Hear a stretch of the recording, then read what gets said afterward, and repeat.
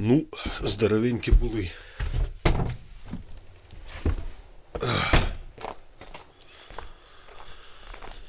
Вся это, короче, мої путало до сих пор говорит.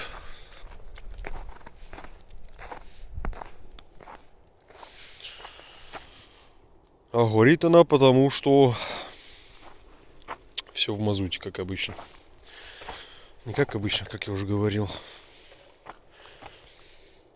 Костер я разжигал где-то здесь, посередке, короче. Вот так вот все выгорело туда, туда, туда. И почему-то все вот к той фигне скатилось.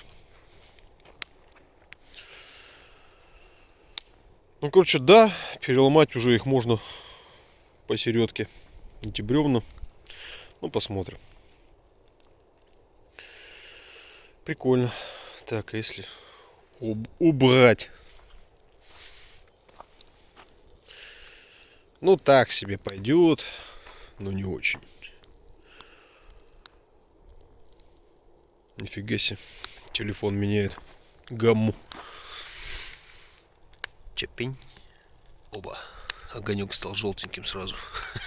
Охренеть. Да, опыта у меня нету ни в съемке, ни во всех этих гаджетах, ни в чем. Ну, как-то так. Все оно потухнет, конечно, очень скоро. Сейчас, кстати, уже 22 по МСК. Ни соседей, никого нету. Мастерок по парнику так и не приехал, короче. Сказал, там у него коллега короной заболел, короче. Писец. А у коллеги там нужные были вещи. Для реставрации. За коллегу, конечно, печально. Все это не шуточки, ребята. Не верьте всяким идиотикам. Да, темнотища. Ладно, ребят, не болейте. И все будет хорошо.